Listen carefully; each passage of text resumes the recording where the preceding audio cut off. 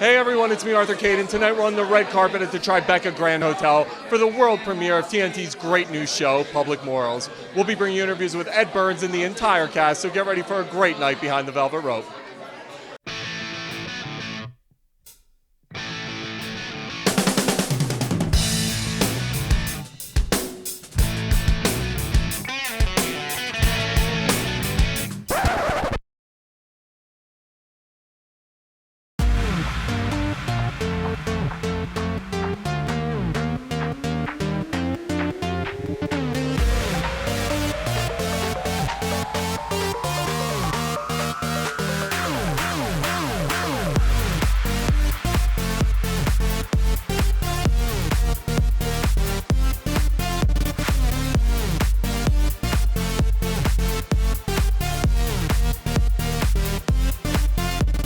Hey everyone, it's me, Arthur Kade, Ed Burns. This show looks awesome. I know it's an enormous passion project. I keep hearing that you were wearing every hat possible. Yeah. Talk to me about this show, 1960s Irish Mob New York. Love it. You know, it was sort of a combination of two passion projects of mine that I couldn't get made as films over the last 18 years. One was my attempt at an Irish-American Godfather set against the cops.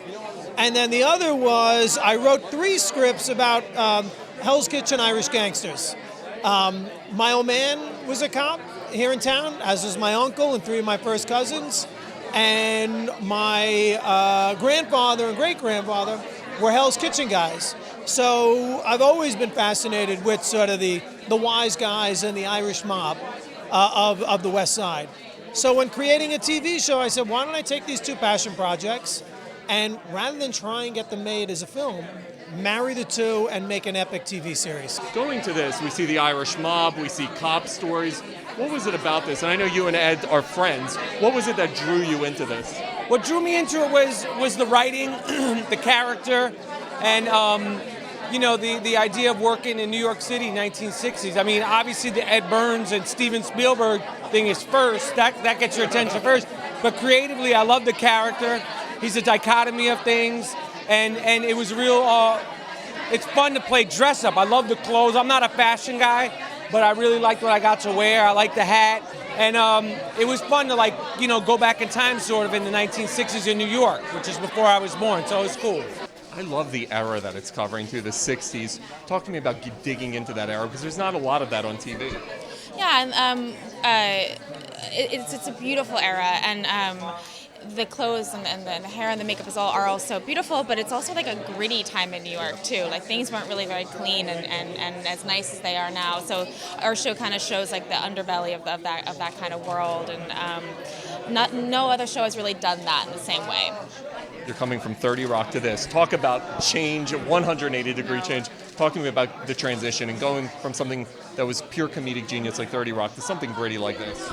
Well, I did a lot of comedy in the past, and I love comedy. It's always going to hold a very special place in my heart. But I've always wanted to do drama. I've always loved drama, and to be given the opportunity to be a part of this show, it's been a dream come true. And the story is so wonderful, and the character is so brilliant that I couldn't be happier. And it was a very, very, very fun, different challenge for me to do.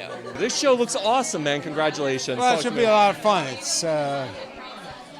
It's Sopranos except with Irishmen, you know? So, we'll see. Talk to me about 1960s New York, man, the Irish mob. I was there. I knew the Westies. I knew all the Westies. It's real life. It's not even acting for yeah, you. that's right. They were real guys. And so... This cast, Eddie Burns, Rapaport, Katrina. Talk to me about work. You've worked with everybody in this business. What was it about this cast that makes this work? They were all 6 when I worked with them, too. But, no, it's great people. Eddie's a great guy. And these smart guys, a good writer and a good actor. So it's a classy project. I'm glad to be involved. And my grandfather would roll in his grave. Talk to me about telling the story of 1960s Irish mob New York. Looks awesome, man. Well, it's all about vice crime, 1960s, sex, drugs, rock and roll, all that kind of stuff. And we're the guys who are responsible for keeping it all in line. And it's fun to be able to be in that authoritative position. but also have your faults at the same time. They're fun characters to portray. I feel like I see you everywhere. It's because you're in so many great projects. This one looks awesome, man. Talk to me about Public Morals and your role in the show. I play a cop named Vince Latucci. He's the only Italian surrounded by a whole lot of Irish cops. In the Public Morals division, I deal with the Italian mob as opposed to the Irish mob. And working with these guys was pretty amazing. It was a whole lot of New York guys getting to play in the 1960s, which was a period I love. I do too. I prefer it to present day. So to be able to kind of step into this guy's clothes, into his life, into the lingo, and just the sets, it was pretty fantastic. I'm so excited because I'm seeing this whole cast, and we were talking about it yesterday. Yeah. Was, who I know is awesome. Ed's going to be here. Talk to me about the excitement of just bringing this story to New York. Well, I mean, it takes place in New York, and we've got a lot of great New York actors. And I mean, shooting in New York and having a New York story is always like so much fun to tell. I mean, you live here, you know. It's just like badass. I know. I mean, it's hard to compare it to any other place. Gritty, man. That's a word I keep hearing about this. Talk to me about the grittiness of it. I mean, it's rough. He's telling the truth about these people's lives, so it's got that real, authentic New York grit that you just don't find anywhere else, you know? And it's about families. It's about these families and the Irish mob and the police and kind of the world of 1960s New York with everything that has. Prostitution, drugs, gambling, and cops trying to, like, keep a handle on it all. You look at this cast, I mean, it's an embarrassment of riches. Talking to me about working with people like Dennehy, like Ed, like Rapaport, it's got to be just such a thrill. It's a thrill. I mean, it's really, character and a lot of very old school New York actors too. And it just, every scene there was just somebody else to, play off of. It's really a blessing to be able to work with all these people. This show looks like it's going to be absolutely awesome. I love this period. I love New York. Talk to me about being part of it. It was pretty phenomenal. What you said about being in New York, this was so cool to shoot a show on the streets of New York and just walk for 4 city blocks and shoot and be in this world and look around and you're like, I am in the 60s. It is so sexy and gritty, and shooting it was like a dream. You get to play Ed Burns' son in the show. Talk to me about, this show looks awesome, man, and you get to work with one of the best working actors in Hollywood. How great is it? Oh my God, it's a phenomenal experience. I love it so much. Ed Burns is just such a down-to-earth person. Because the majority of the things that he's written and created in the show happened in his life. It's just really interesting to see everything unfold. What do you take away from working with a guy who's had such a prolific career? He's really taught me to just ignore my limits and just go for it, which has really, really helped. Not only in my career, but also in life.